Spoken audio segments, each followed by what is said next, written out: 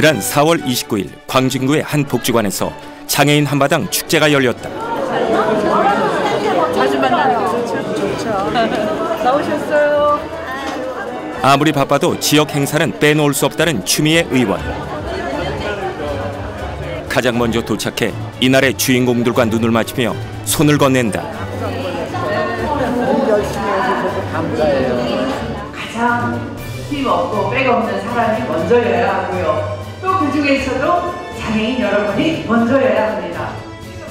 정치가는 힘없고 약한 자들을 위한 편이라는 생각. 이들이 꿈을 꿀 수 있는 사회를 만들겠다고 약속한 한마디가 의정 활동의 가치관이자 그녀의 정치 신념이다. 정치가 이 어떤 서민의 꿈을 어떻게 실현할 수 있느냐의 열쇠를 가지고 있는 거잖아요. 제가 꿈보따리 사회를 만들겠다 이렇게 말씀을 드렸어요. 그것은 꿈이 있는 사회, 보람이 있는 사회, 따뜻한 사회, 그런 이상이 있는 사회를 제가 만들겠다. 국민의 꿈이 마음껏 자라나는 세상. 그 꿈들의 수호자로 오늘보다 나은 내일을 열어가는 추미애 의원의 열정 25시를 엿본다.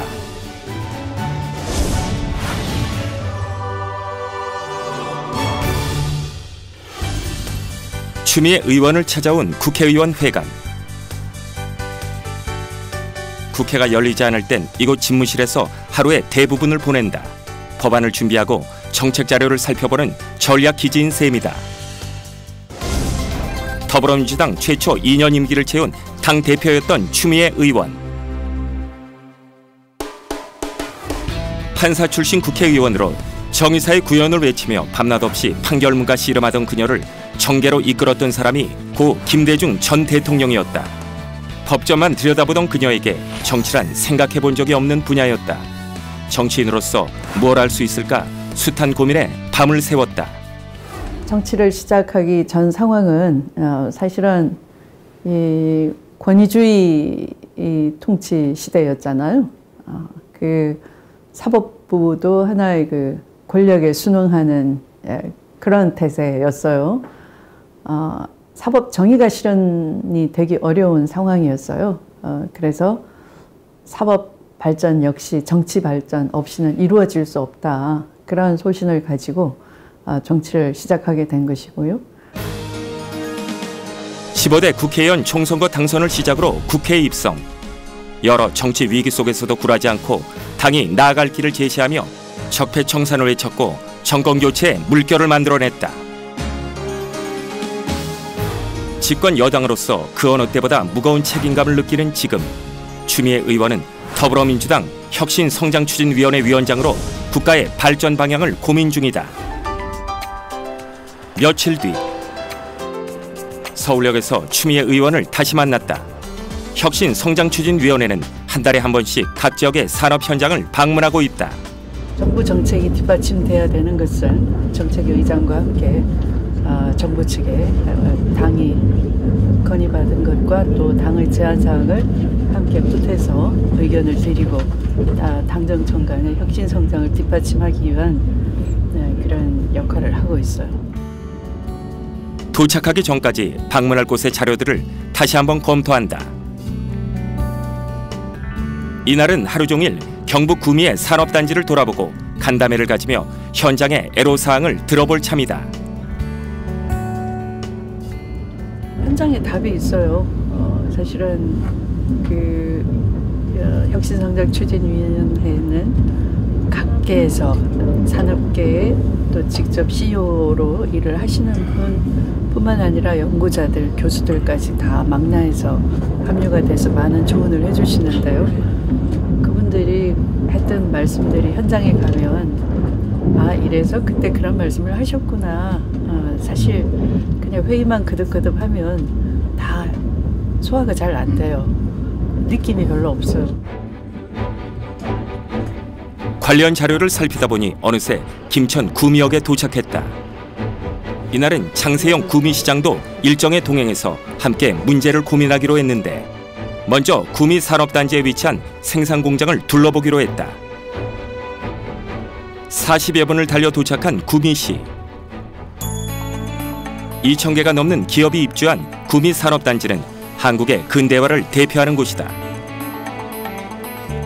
이곳에 4차 산업혁명의 기술이 더해진다면 새로운 미래로 발돋움할 혁신이 시작될 수 있다.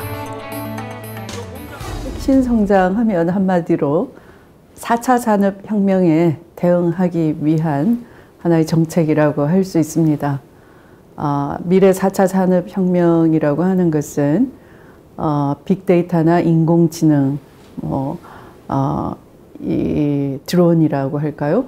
그런 것들이 이제 우리 사회의 하나의 그 주요 소재가 되면서 여기에 이제 변화를 많이 가져오게 되는 것이죠. 현장과 함께 소통하면서 정책적 변화를 이끌어내는 그러한 역할을 하고 있죠.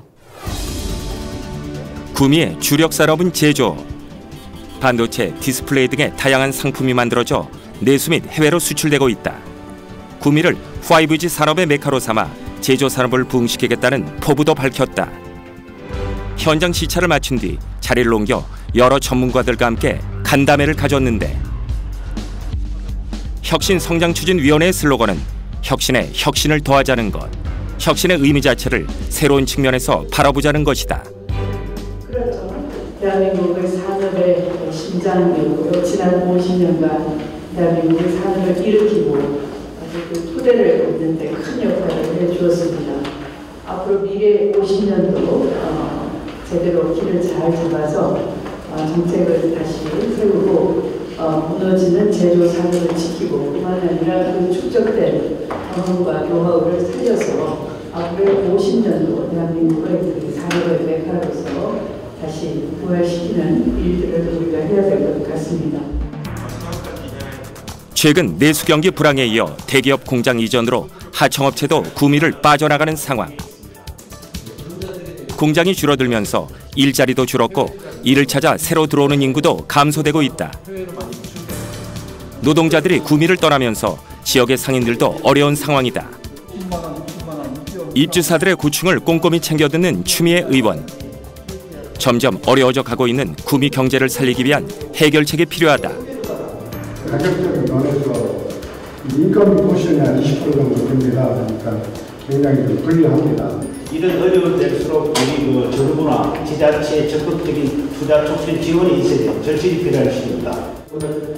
대기업 협력 구조에서 벗어나 산업단지의 중소기업이 중견기업으로 발전하고 글로벌 기업이 되기 위한 지속가능한 성장 전략에서 가장 중요한 부분이 인재 육성이다. 4차 산업혁명을 이끌어갈 인재의 부족. 추미애 의원은 인재 육성과 일자리 창출의 문제를 풀어 구미 산업단지의 어려움을 해결하려는 생각이다.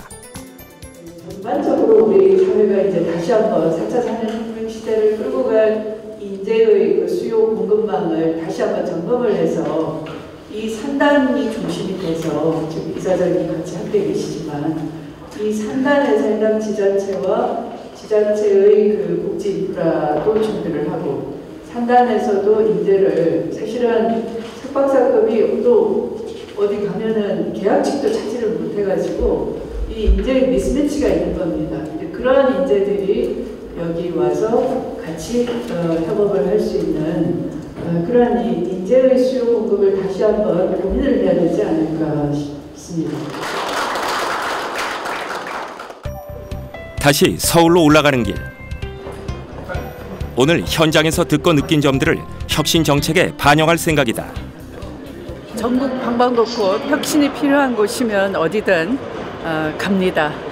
혁신성장추진위원회 위원장으로서 혁신이 필요한 대한민국 곳곳을 다 누빌 생각입니다. 현장을 보고 가는 길이면 늘 많은 생각에 잠긴다는 추미애 의원. 지역구 현장도 마찬가지다.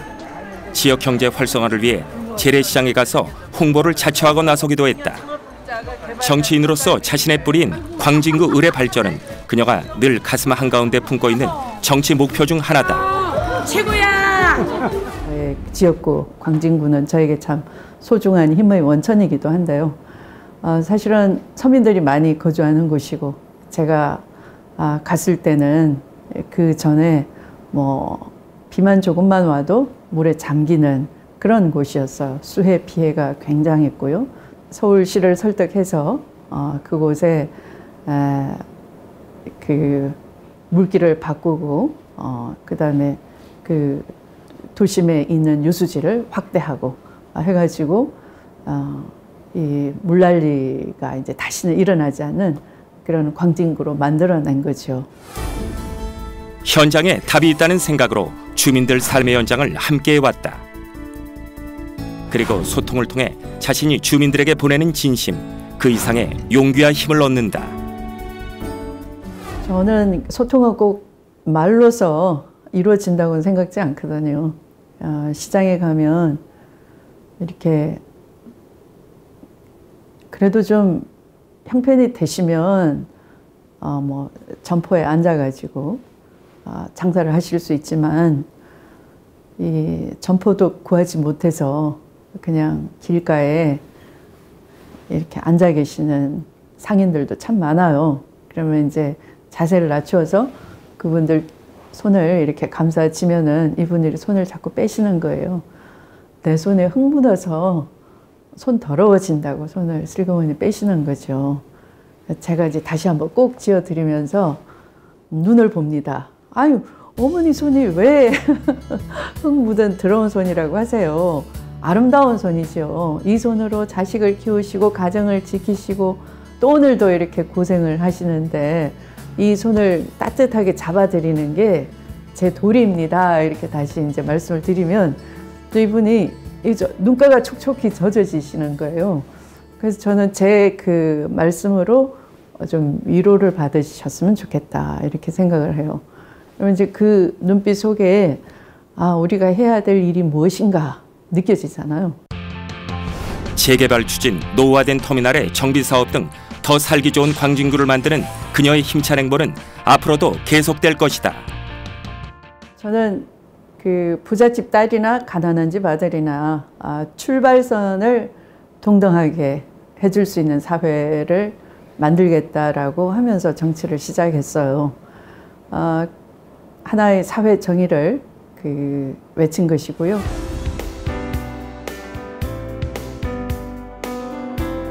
국회의원회관에서 추미애 의원실과 평화법제포럼의 공동주최로 남북 경협 재개를 위한 토론회가 열렸다. 발제를 맡았습니다. 귀한 원고 잘 봤습니다. 감사드립니다. 토론회를 기대하며 개성공단의 입주사 대표들도 참석했는데 우선 그 경협, 남북 경협을 하나의 그 제도적 뒷받침을 해서 불가역적이라는 단어를 많이 쓰잖아요. 그러니까 이 정세 변화에 따라서 어떤 기업의 위험 부담이 굉장히 심하기 때문에 어떤 제도화를 한다는 것은 그것에 대한 안정화, 앞으로의 진전을 얘기하는 거고, 따라서 이제 그런 불가역적인 위험으로부터 어떤 기업이 예측 가능하게 만들어주는 그런 것도 있는 것이고요. 금강산 관광, 개성공단 등의 남북 경제 협력 사업들은 안보 상황에 따라 시시각각 변해왔다. 기업들의 경제적 손실도 심각했다. 하지만 이제는 위기를 기회로 삼아 남북이 함께 성장할 기반이 마련되어야 하고 남북 경협은 물론 남북 평화도 반드시 해낼 수 있다는 게 추미애 의원의 의견이다. 우리는 주인공이잖아요. 당당한 자격이 있잖아요. 우리가 그런 꿈을 향해서 현실이 될 수 있도록 해야 되겠죠. 오늘 끝까지 열기 있게 많이 지켜봐 주시면 큰 힘이 되겠습니다. 고맙습니다.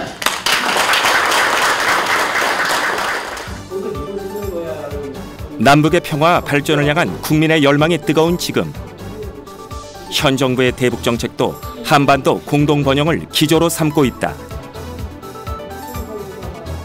평화 정착과 경제 발전, 경제 협력, 이게 선순환 구조를 통해서 한반도가 번영하고 남북이 곧 같이 잘 사는 그런 사회를 만들자라는 게 신한반도 체제고. 세미나를 기점으로 법조계와 통일부, 관련 전문가들이 함께 머리를 맞대고 남북 경협 사업을 뒷받침할 법적 기반을 견고하게 쌓아갈 것이다. 원칙 남북 교류 협력의 원칙은 뭐였냐면 추미애 의원도 이들과 함께 남북이 하나 되는 길을 응원하며 국회 차원의 방안을 모색할 예정이다. 남북의 물리와 인적 자원이 힘을 합친다면 대한민국의 새로운 경제 돌파구가 열릴지도 모른다.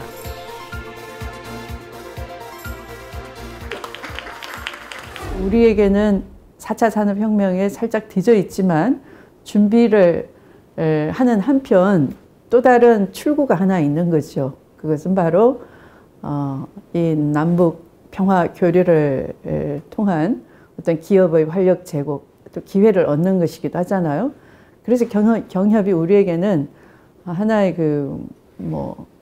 일거양득이라고 할까요? 했던 사업들을 접을 수밖에 없는 그런 안타까운 일들이 다시는 일어나지 않게끔 법제화하는 그런 것을 해야 된다 생각하고 있어요. 대화와 경제 교류, 평화를 위해 알아야 할 점이 북한 사회의 변화다. 북한의 시장인 장마당이 늘면서 북한의 신세대, 즉 장마당 세대도 경제 개방의 필요성을 느낀다고 한다. 이른바 장마당 세대가 북한에 많죠. 살기 위해서 각자 도생하는 체제로 자꾸 바뀌고 있는 거죠. 그런 북한 사회의 내부 변화를 우리가 잘 읽어내고 그런 세대에서 비슷한 연배의 나이로 김정은이라는 북한 지도자가 있는 거예요. 그래서 김정일, 김일성 그 선대에서 벗어나서 평화의 세대로 나아가라. 그것이 신세대 다운 발상의 전환이다. 이렇게 신세대 평화론을 얘기했어요.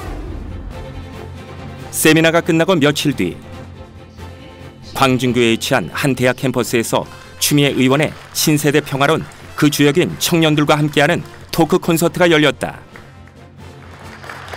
정청래 전 의원의 사회로 추미애 의원과 정세현 전 통일부 장관과의 대화를 통해 남북 정세와 앞으로의 변화에 대해 들을 수 있는 자리인데 2018년에 역사적인 만남이 차례대로 이어졌지만 올해 하노이 회담을 끝으로 교착된 남북 관계. 2019년 한반도는 어떤 방향으로 흘러가게 될지 열띤 대화가 이어졌다. 이날 현장에 오지 못한 사람들을 위해 추미애 의원의 유튜브 채널에서는 토크 콘서트 현장이 온라인 생중계됐다. 90번이나 했습니다. 두 분께 공통적인 질문을 제가 여기서 뽑아서 드리도록 하겠습니다. 4.27 판문점 선언을 시작으로 6.12 북미정상회담, 9.19 평양 남북 정상회담이 잘 진행되다가 하노이 회담에서 노딜로 끝났습니다. 앞으로 한반도 정세는 어떻게 될까요? 정세 얘기니까 정세현 장관님께서 말씀하시죠.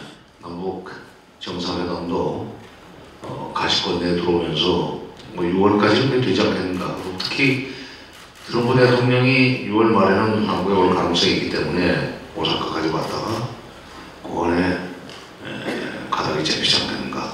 국민들한테 한반도 비핵화에 대한 그리고 평화에 대한 희망을 줄 수 있는 그런 시간이 곧 오리라고 생각합니다. 현재 문재인 대통령은 남북 문제 중재자이자 당사자로서 외교활동에 집중하고 있다. 특히 4차 남북 정상회담이 예측되며 회담의 의제에도 전문가들의 관심이 높다. 운전자로서 중재자로서 북미 수교가 이 앞당겨질 때 북한은 사실은 비핵화의 속도를 훨씬 더 잘 낼 수가 있어요. 그래서 그런 중재자 역할을 할 수가 있어야 되는 것이고, 그래서 북미 수교, 한반도 평화체제, 비핵화 이런 세 가지가 동시에 테이블에 올라가서 그것이 잘 엮여져서 함께 가야 되는 역할을 우리가 해야 되는 것이죠. 개성공단 재개, 금강산 관광 등의 남북 경협 질문들도 이어지며 이날 토크 콘서트는 예정된 1시간을 훌쩍 넘어서야 끝났다. 많은 청년들이 평화의 주체자로 스스로 인식하고 국회도 이들을 위해 함께 노력함을 깨닫는 시간이 됐길 바라본다.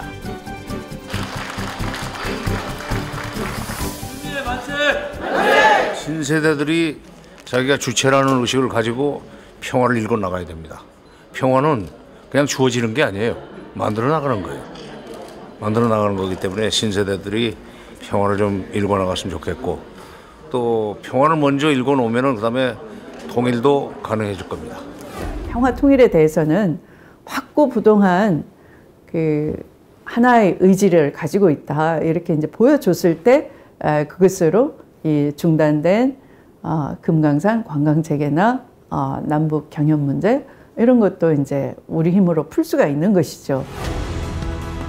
국가가 위기일 때 나서서 용기와 희망을 주는 게 정치인의 역할이라는 생각. 혁신 성장과 남북 공동 번영. 모두의 꿈을 위해 추미애 의원은 끊임없이 전진하고 있다. 꿈보따리 사회를 계속 만들어가는 거예요. 많이 부족할 수 있죠. 그러나 그 진심을 다하는 정치인이었다 이렇게 기억이 됐으면 좋겠습니다. 추미애 의원이 만들어갈 꿈보따리 사회를 향해 이젠 우리가 진심을 다해 그 행보를 믿고 지켜봐야 할 시간일지도 모른다.